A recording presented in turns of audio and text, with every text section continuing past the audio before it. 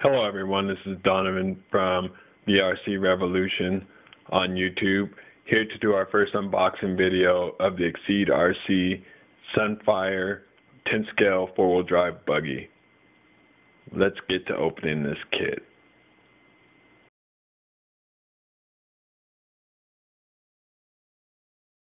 Let's go ahead and get this top taken off.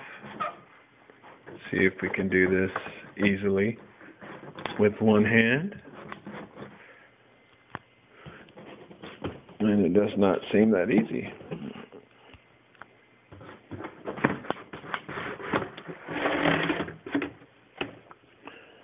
Alright, looks like we got a sticker pack that it comes with to put on your vehicle. Not pre-done, so that's pretty cool. You can choose the amount that you want on. If you want a clean design, you can do it. If you want stickered out vehicle, I guess you can go ahead and do it. Looks like we got a parts bag here, an antenna body, a bunch of shock spacers for the springs, and this extra pack here, and then we got the vehicle. From the look of it, going into it, it's a pretty nice looking body, though the body's painted.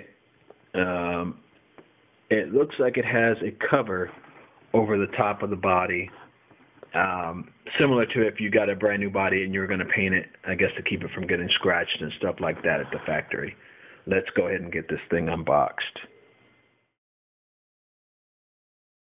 This is the Exeed 4-wheel drive shaft-driven vehicle from Exeed-Rc.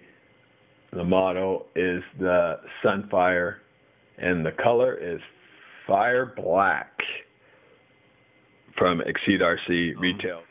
Getting an overview of the vehicle. Looks like a pretty decent design. Decent amount of weight behind this product. Suspension feels a little stiff in the front, which is going to be decent, and a little softer in the back. Preload will be adjusted by those spacers that were put into the vehicle packaging kit earlier. To that, just looking at the overall vehicle, we got a top aluminum plate here. Looks like a plastic chassis more than it does a composite chassis. Same with the arms, though I believe Exeed-Rc offers a few upgrades for this in aluminum parts. Out of the box, it comes with plastic on those particular pieces. Also to the back, if we look at the shock towers, they're going to be in aluminum. I'd say it'd be thick if it was like a carbon fiber, but for aluminum, that's not really that thick. That'll be the same with the front shock mounts. They're just not really that thick. We'll see how that hangs up. I do a fair amount of bashing, though I like going to the track and looking at a couple of the components compared with the suspension. Aluminum caps but plastic bodied, and snap-on ball joint type. We'll see how that works out. The tires here, you know what? These tires are just bashing tires. It's going to be a new wheel tire combination. There's not much you can do with it. For the price you pay for something like this, I don't think it can really be beat. This particular kit cost about $89. There's not much you can say for $89. Retail on this particular kit was $150. Do I think I'm really seeing $150 worth of vehicle? Not necessarily, but it looks like there may be a chance to have a little bit of fun with this new RC. Let me give you guys a look at the bottom of the chassis here. As you see, I was talking, it looks like a generalized plastic, not really a composite. Hey, we'll see how that works out for the vehicle, especially taking it to the track. What we do have also here are actual turnbuckle adjustments. So it really looks like, and I mean, they're beefy. They're just really, really beefy turnbuckles. So, I mean, those will seem to be something that's going to work out for it. Most of the other components on here, from the hub carriers and all that, seem to be a plastic type. You know, there's a lot of ball links on this particular vehicle. E-clips in the hubs. Let me see if that's both front and rear.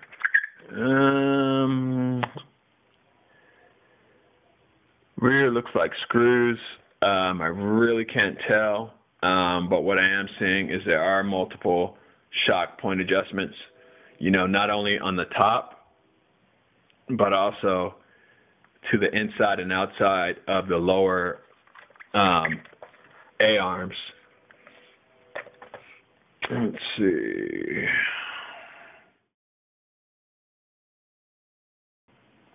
As we can see here, this is a shaft-driven vehicle. As we move in a bit closer and get a little bit lower, we'll get to see that center shaft on the vehicle.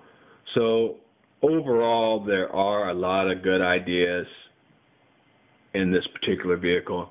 The motor is, quite honestly, oddly, comparative to a mid-motor in its positioning, just for the fact that it's not to the very back of the vehicle.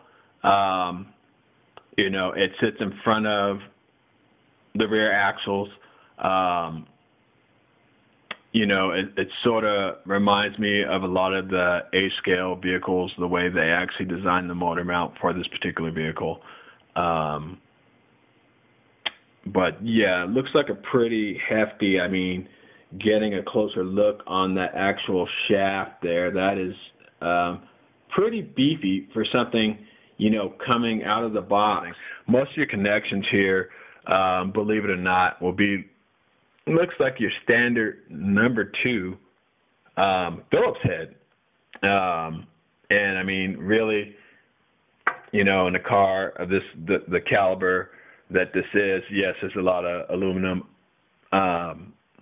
upgrade pieces within this particular vehicle, but they are not using a lot of hex heads or things like that for the particular vehicle.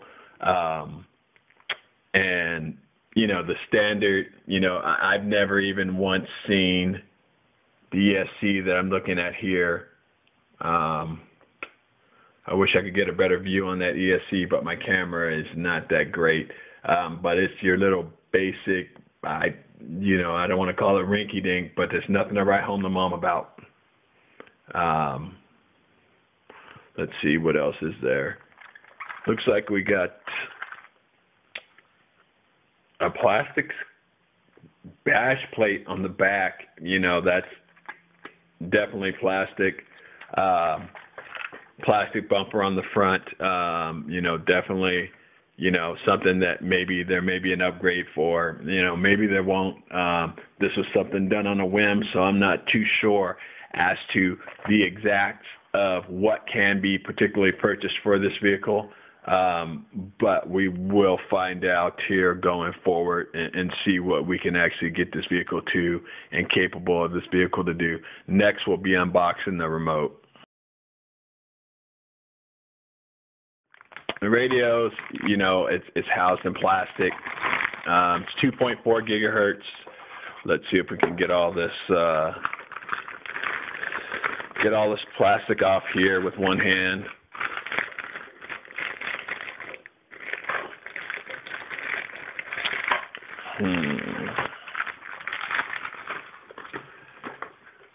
Yeah. This radio. So not much to it. We got our standard trims, our steering, and our throttle trim. You know, decent. You know, decent radio, I guess, for someone who's buying the kit and just really, really wanting something that's ready to run. Not much. However, in the point of major adjustability, looks like we got dual rate. We got dual rate here on the actual throttle. We got dual rate on the steering, normal and reverse, and all of this is LED. View for how much battery you have left. So I guess decent for what it is, for taking something out the box. But when you're going to do something like I'm doing, you're going to pull pretty much all the electrics out and start building the vehicle up to see what this vehicle is actually capable of. I guess the radio truly doesn't matter, though it does have a charge port. Let's get a closer look at the rear shock tower on this particular vehicle. As you can see, there's multiple locations, multiple holes for, you know, overall shock adjustment. That's one thing that this doesn't lack. They really did give you the capability. Let's go to the front here. Multiple shock points.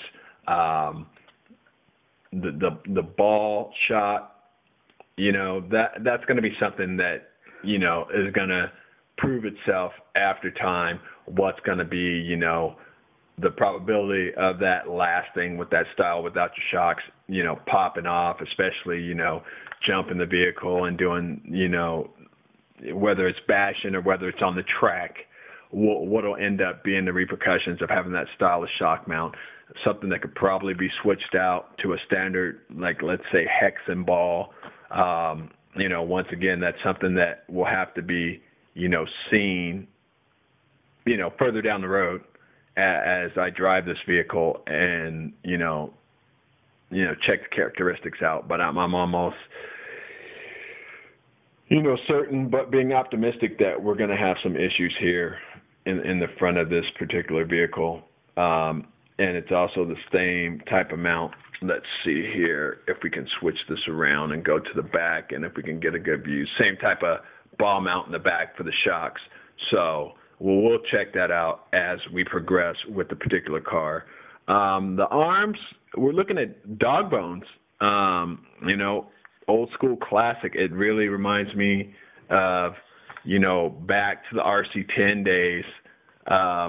You know, gold chassis, vintage RC10, where, you know, you had your diff, and then you had your, you know, your dog bone standard, you know, pop out, you know, put back in, like, you know, real simple thing there. And I'm pretty much sure that's what these guys are trying to go with.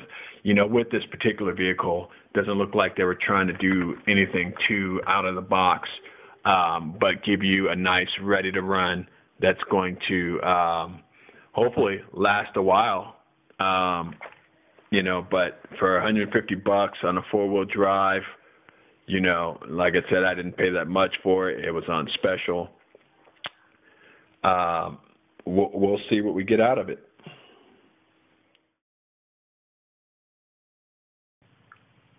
Some overall view of the vehicle out of the box, besides being flashy with the neon green wing and wheels, decent paint job, flame, looked like more of a tribal flame paint job on it. Decent vehicle for the cost, decent vehicle for ready to run, decent for somebody who has just gotten into RC. The Trackstar ESC, and then also the actual brushless tack-on motor, which I cannibalize from my buggy that's in pieces as we speak. Thanks for watching, and check out the rest of my videos on the RC Revolution YouTube channel. There'll be more vehicles to come, that's for certain. And just more testing out of different vehicles and parts for that matter. All right, you guys enjoy yourself. Thanks for watching.